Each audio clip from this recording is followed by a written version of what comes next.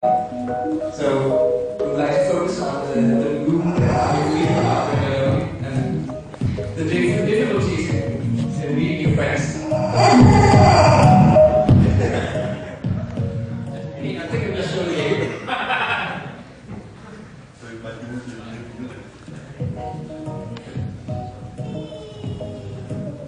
So the game is controlled by the inbuilt controllers on the PC, but we're going to be showing it on PC because we only have a way of getting this on the big screen.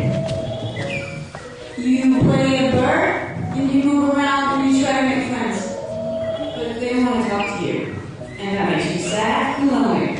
However, if you manage to actually make a friend, you'll be happy. That's it. The OLPC has the possibility of a mesh network, which we try to, it's supposed to be multiplayer, so you just have several players playing at once through the inbuilt network. And the high score is measured by the happy time, the non-lonely time.